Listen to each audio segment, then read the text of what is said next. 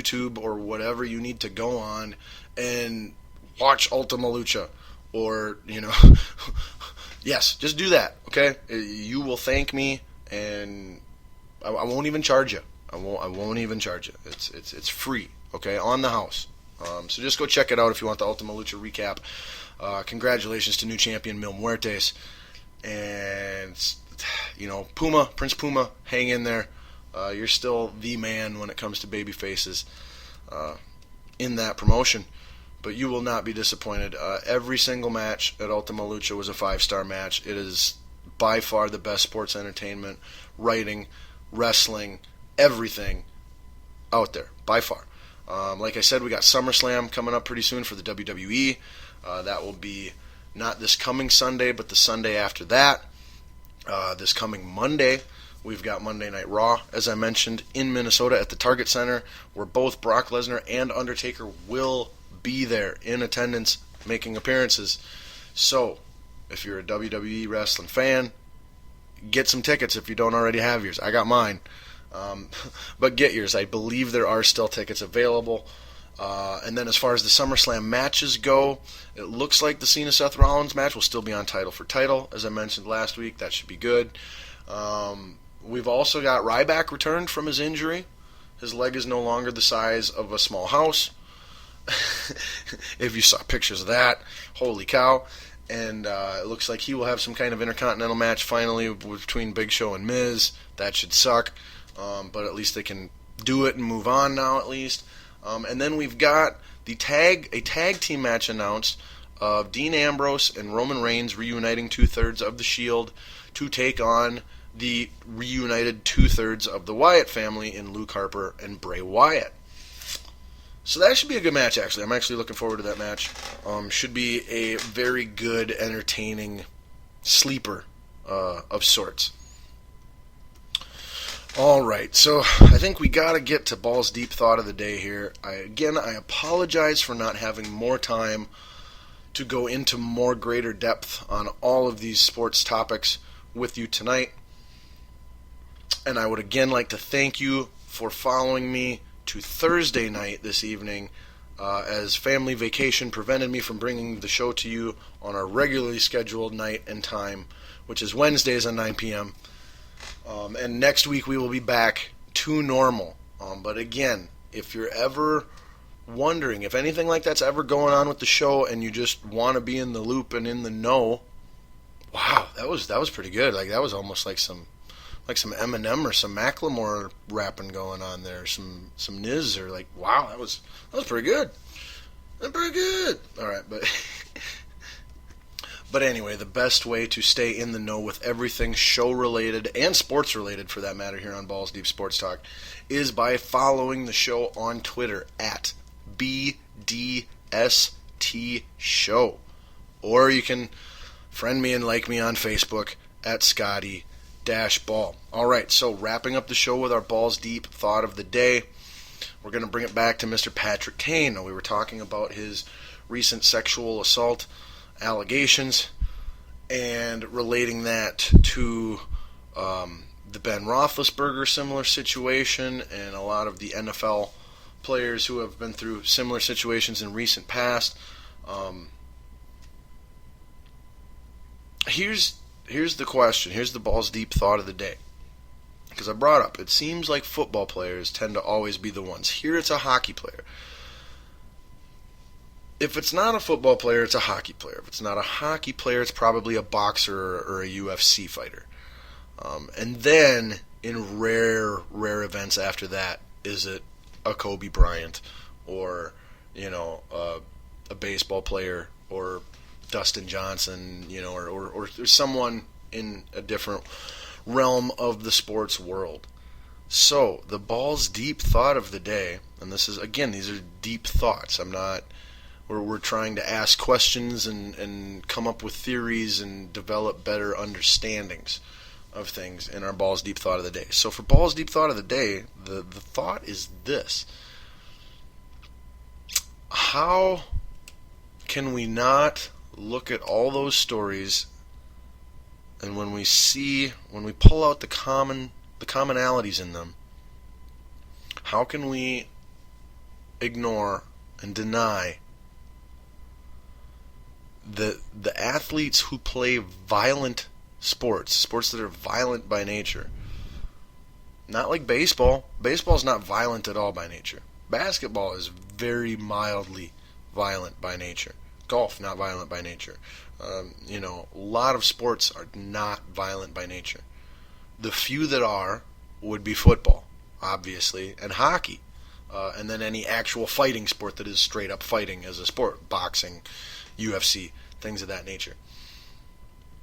The athletes committing these acts, or consistently being accused with allegations of abuse crimes, physical crimes, violent crimes against other human beings, constantly come from the sports that are violent. You can't pass that off as a coincidence, okay? You can't just say, well, all these athletes who get accused of rape or whatever, like, they just happen to all play football or hockey. It's just a complete coincidence that basketball players and football players, or basketball players and baseball players and other athletes that aren't involved in, that don't have violence as a part of their sport, are rarely, I'm not saying never, but are rarely, much less frequently, involved in stuff like that. We cannot pass that off as a coincidence. You'd have to be, biased to have such an opinion. So the real balls deep thought of the day here is, what can be done about it? Can anything be done about it?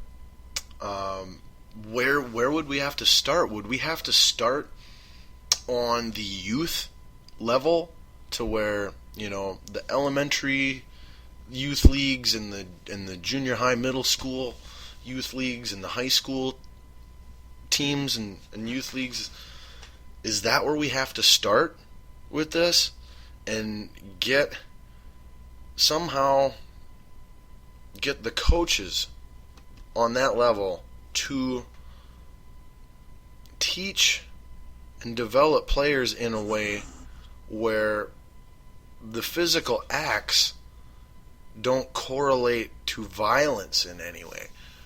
And I don't know that can be done.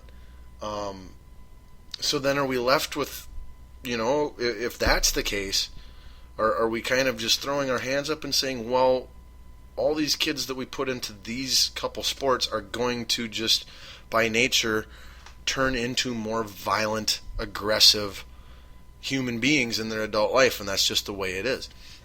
Well, if that is our true worst case scenario, I'm not saying it is, but if we just follow this what if through, there's still got to be something that can be done. Then when we get to the college levels, or primarily the professional levels in the NFL, in the NHL, can we have some type of mandatory counseling, therapist, psychologist, psychiatrist, employed by every team that travels with the team? And literally their job is to sit down every day with a handful of players, who's ever on the schedule that day or whatever, and have a 30 to 60 minute session and talk and get inside their heads and try and reroute the internal wiring and programming of aggression and physical violence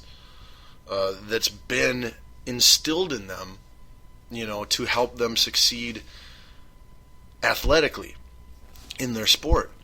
I don't know how effective such a thing would be, but it couldn't hurt, right? And it really couldn't be that expensive, and I don't think it's that unreasonable. You've got so many freaking team doctors and coaches and stuff employed anyway, that couldn't we have a mental / emotional health counselor, therapist employed by every team in the NFL and the NHL?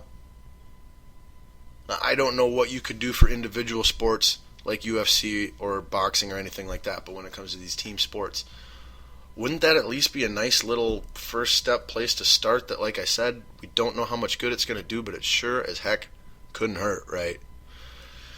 So, that's it. That's our Balls Deep thought of the day. Let me know what you think on that. If you have any ideas, if you think my suggestion is stupid, if you think that there is maybe no correlation and it is just a coincidence, if you don't think that the violence in these sports affects the personalities and decisions that these human beings make outside in their personal lives, just let me know what you think. Maybe you've got another suggestion to go along with the, mental health counselor that I suggested be employed by every team in the NHL and NFL.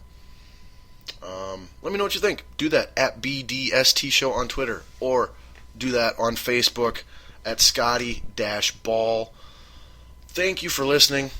Tune in next week at our normal Wednesday night time of 9 p.m. Central Standard Time, where the show will be completely back to normal. Like I said, same day and time. I won't have to keep it short so that I can go do a bunch of other stuff. But that's where we're at right now. So again, thanks for tuning in this week. Thanks for tuning in every week, hopefully. And make sure to tune in next week, Wednesday night, 9 p.m. Central Standard Time, on WNLMradio.com, or listen to us 24/7 on demand whenever you like on the free Spreaker app, TuneIn app, SoundCloud, YouTube, and coming soon, iHeartRadio. All right, so I am Scotty Ball. This was episode number 26 of Balls Deep Sports Talk, and I hope you tune in next week. All right, enjoy the PGA Championship, some baseball, and some preseason football. And I'm out. Peace.